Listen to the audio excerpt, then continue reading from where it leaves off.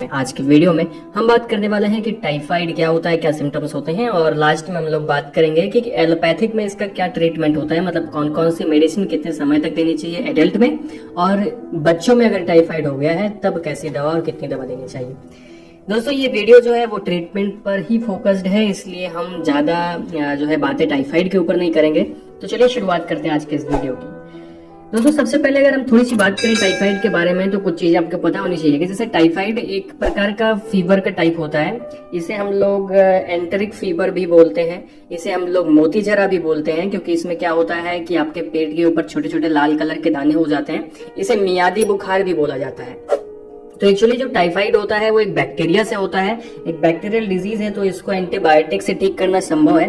तो एक्चुअली जो टाइफाइड है वो साल्मोनेला टाइफी नाम के बैक्टीरिया से होता है, एस टाइफी नाम के बैक्टीरिया से होता है। इसको हम टाइफाइड फीवर भी बोलते हैं।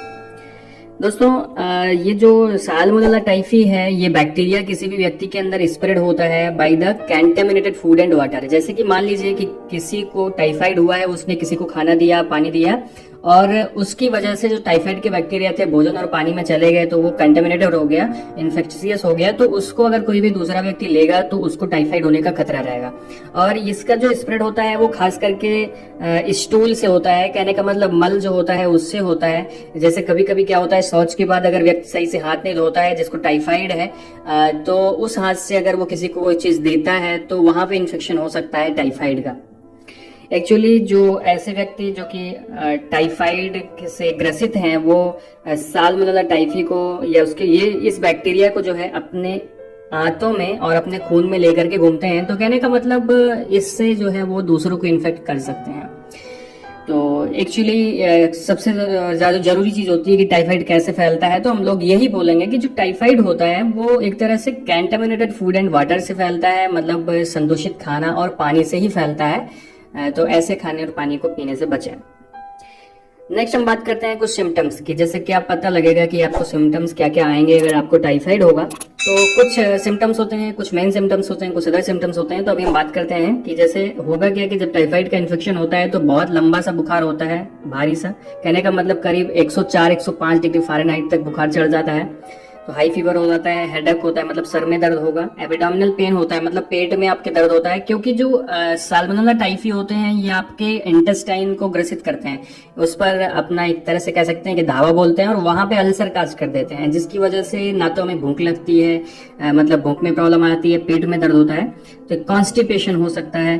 और बॉडी के ऊपर, मतलब जब इसकी जो सीरियस कंडीशन होती है उस कंडीशन में बॉडी के ऊपर छोटे छोटे रेसेस पड़ सकते हैं, रेड स्पॉट आ सकते हैं, चेस्ट पर भी आ सकते हैं, एब्डोमेन पर भी आ सकते हैं ऊपर देखने पे।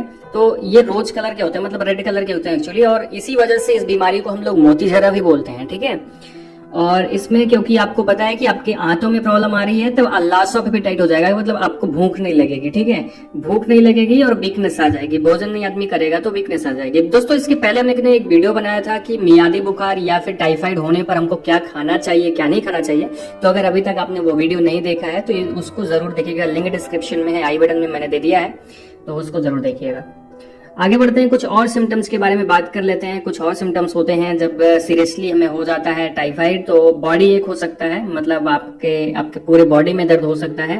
ब्लडी स्टूल, मतलब आपका जो मल होता है, जो शौच, ठीक है, वो ब्लडी होता है, उसमें रक्त आता है, खून आता है, और आपको ऐसे ठंडक से कभी कभी चिल्स, कभी कभी ठंडक से लग सकती है, ठीक है, और आपको बहुत ज्यादा थकान सा अनुभव होता है।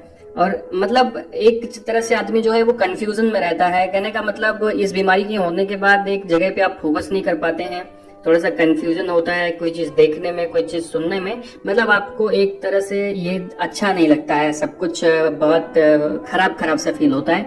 ये अगर सिम्टम्स इस तरह के आते हैं, जितने हम सिम्टम्स हमने आपको बताए, तो आपको अपना डायग्नोसिस करा लेना चाहिए। डायग्नोसिस कराने के लिए आप डॉक्टर्स के पास जा सकते हैं, वहां पे आपका विडाल टेस्ट कराया जाता है। नॉर्मली हम लोग विडाल टेस्ट करते हैं जिसमें ब्लड में चेक किया जाता है।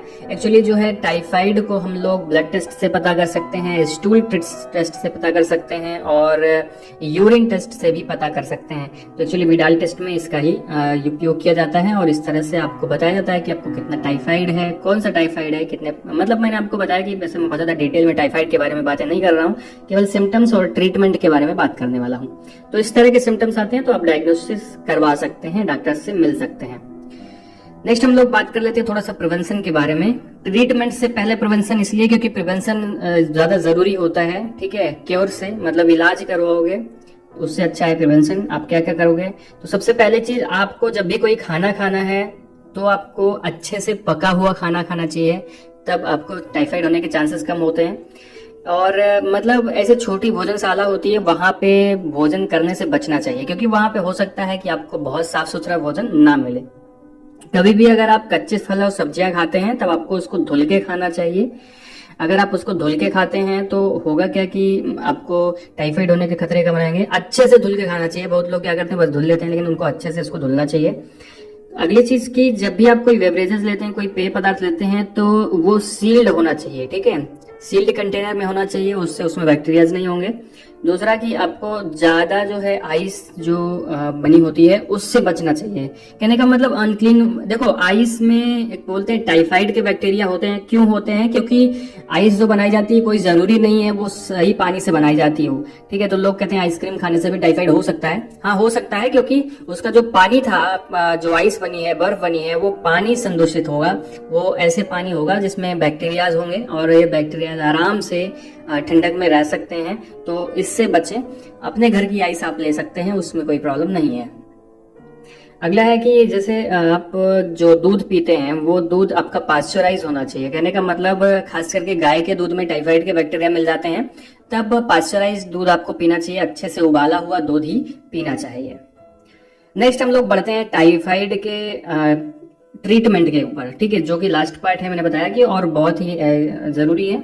तो इसका जो मैं बात करूं ट्रीटमेंट, मैंने बताऊंगा यहाँ पे दो तरीके से, एडल्ट में और बच्चों में।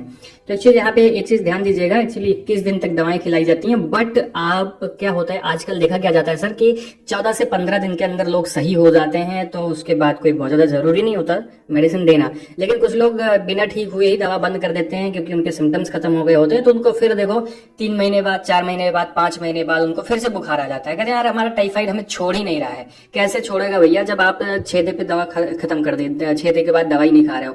तो चलिए देख लेते हैं कि एडल्ट के अंदर कौन कौन सी मेडिसिन जो है हम यूज कर सकते हैं। ये तब मेडिसिन हम बता रहे हैं केवल नॉलेज के पर्पज से।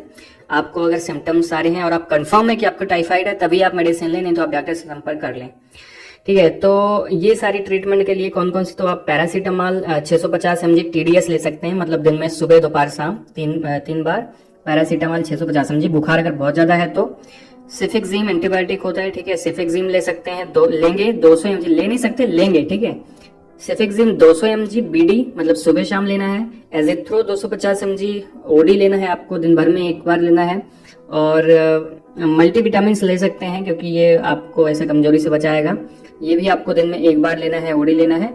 और रेंटिडीन आपको लेना है BD सुबह शाम, ठीक है, क्योंकि इसमें से ये सारी गैसें जो है गैस बना सकती हैं, दवाएं गैस बना सकती हैं, तो आपको रेंटिडीन लेना है। तो मतलब फिर से मैं बोल दे रहा हूँ क्या क्या लेना है। पैरासीटामॉल 3 टाइम लेना है, सिफिक्जिम 2 टाइम लेना है, सिफिक्जिम 200 एंड एजिथ्रो 250 mg जो है वो आपको लेना है 1 टाइम। और मल्टीविटामिन आपको लेना है 1 टाइम। रेंटिडीन आपको लेना है सुबह शाम दोनों टाइम, ठीक है। तो इस तरह की एडल्ट के अंदर जो है दवा होती है। मान लो बुखार बहुत ज्यादा चढ़ जाता है और ठीक नहीं हो रहा है, तब डॉक्टर्स क्या करते हैं कि फिर इंजेक्शन देते हैं, ठीक है। आपने सुना होगा मोनोसेफ इंजेक्शन 1 ग्राम का होता है, IV देते हैं इसको। एक्चुअली सेप्ट्रेक्सोन हम लोग बोलते हैं। तो सेप्ट्रेक्सोन जो है वो दिया जाता है एज अ इंजेक्शन, क्योंकि ये आपको जल्दी फायदा करता है। कुछ दिन तक दिया जाता है लगातार, जब तक आपका बुखार नॉर्मल नहीं हो जाता है, जब तक आप सही नहीं हो जाते हैं। अगर हम बच्चों की बात करें तो अगर बच्चों में टाइफाइड होता है तो चिल्ड्रंस जो कि आपके 6 से 9 साल के बच्चे हैं उनको सिफिक्जिम 100 mg दिया जाता है और पैरासीटामॉल 500 mg उनको TDS दिया जा सकता है, ठीक है। इससे लगभग उनका जो बीमारी है उनकी ठीक हो जाती है। 5 साल से कम के बच्चे हैं तो दोनों चीज का सिरप आता है, तो सिरप दिया जाता है। पैरासीटामॉल का सिरप दिया जा सकता है, एजिथ्रो या फिर सिफिक्जिम का सिरप आता है जो कि बच्चे को दिया जा सकता है इन अ टाइफाइड केस, ठीक है। तो अगर बच्चों की बात है तो मैं यही कहूंगा कि आप डॉक्टर से मिल लें, इसके लिए बिल्कुल भी रिस्क ना लें, ठीक है। तो बाकी क्योंकि होता क्या है कि कई बीमारियों के ऐसे सेम सिम्टम्स होते हैं, तो आप अगर नहीं समझ पाएंगे और दूसरी मेडिसिन खिलाएंगे तो प्रॉब्लम्स आ सकती हैं। बट अगर एडल्ट की बात करें तो आप अगर आपको सिम्टम्स समझ में आ रहे हैं तो आप मेडिसिन खुद ले सकते हैं। तो दोस्तों ये था आज का वीडियो जिसमें हमने आपको बताया टाइफाइड के बारे में, थोड़ा सा उसके ट्रीटमेंट के बारे में। मिलते हैं नेक्स्ट वीडियो में कुछ दूसरी बीमारी के साथ में, एक्चुअली बीमारी के नॉलेज के साथ में और उसके ट्रीटमेंट के साथ में। तब तक के लिए अगर आपको ये वीडियो अच्छा लगा हो तो चैनल को सब्सक्राइब कर दीजिएगा, वीडियो को लाइक कर दीजिएगा, शेयर कर दीजिएगा अपने दोस्तों के साथ में, लोगों के साथ में, जिससे उनको भी जानकारियां मिल पाए। और पूरा वीडियो देखने के लिए बहुत बहुत धन्यवाद।